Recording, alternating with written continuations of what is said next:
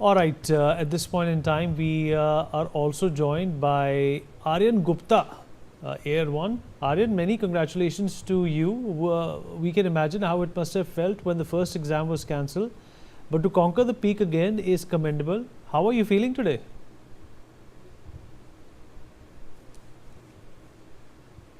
I am feeling quite एक्सटाइटेड।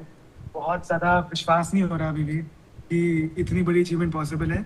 हाँ, मतलब शुरू से लाइक आइडिया था जब नीट प्रिपरेशन शुरू करी कि okay I can do good in the examination, क्योंकि मेरे फर्स्ट आई रिमेंबर कि फर्स्ट पेपर में भी 715 ही आए थे मेरे, my first ever mock test.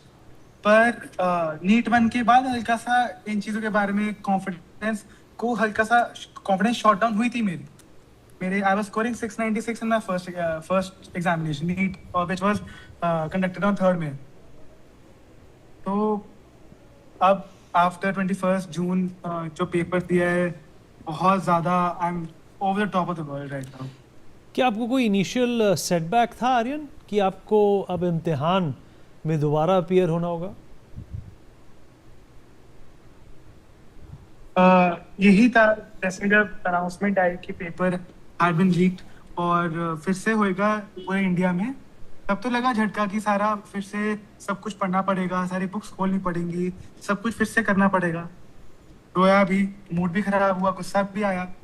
पर ये फिर अपने आप को रियलाइजेशन लानी बहुत ज़रूरी थी कि पेपर तो होएगा ही, whether I crave about it और not.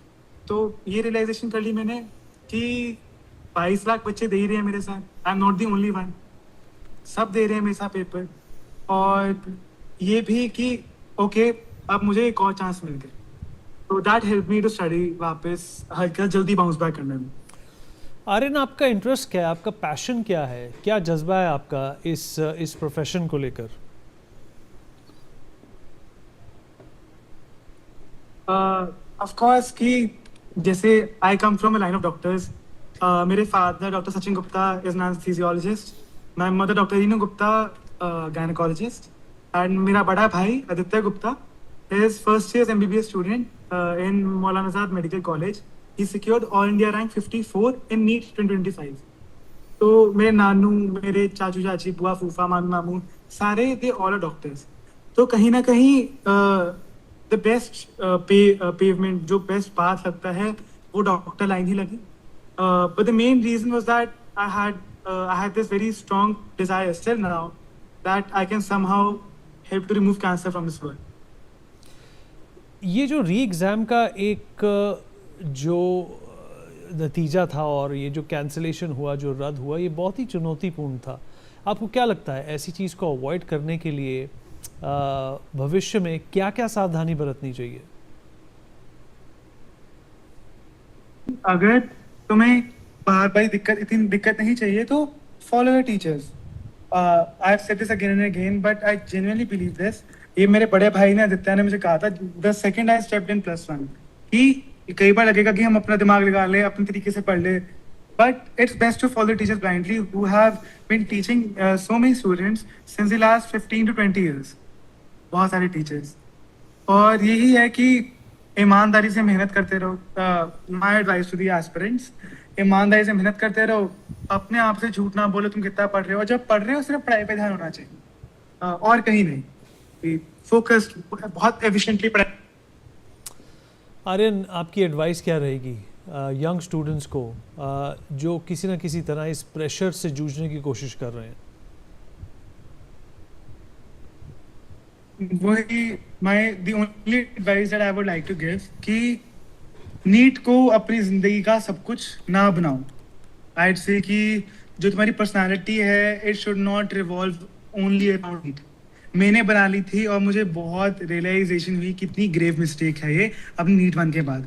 Okay of course stress बहुत होगा, तुम 2 साल 3 साल एक पेपर की तैयारी कर रहे हो, 3 घंटे का जो पेपर है which will decide your next 5 years of your life.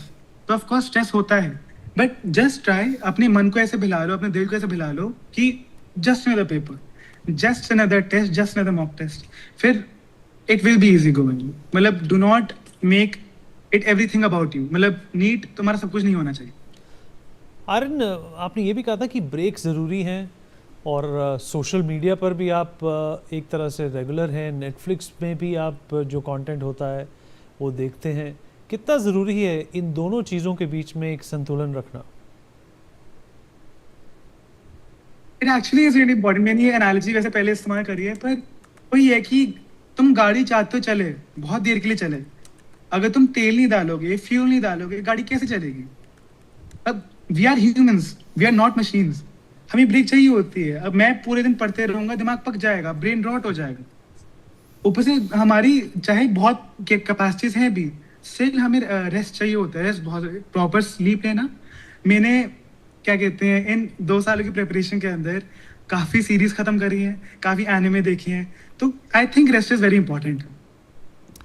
Aryan, NTA के बारे में बात करते हैं। आपको लगता है कि उनकी एक जो रेपुटेशन है उसको जो हानि पहुंची है उससे वो वापस आ सकते हैं? I was actually quite impressed कि वो जब मैंने एग्जामिनेशन देने गया हॉल में, तो it was very very very बहुत बेटर वे में कंडक्ट किया गया था। आई जैसे NEET one examination, I should not say this, but the invigilators were like talking over each other. 1-1.5 घंटे तक those people were continuously talking and shouting. I was very disturbed by that. But in the read examination, the invigilators were like, उनको बताया गया था कैसे लेना है, कैसे करना है, और बहुत ज़्यादा ऑर्डरली वे में लिया गया एग्जाम पेपर। जब मैं पहुंचा सेंटर, वहाँ फायर फाइटर्स थे, एम्बुलेंस थी, पुलिस वाले थे, और army people were station at every centre.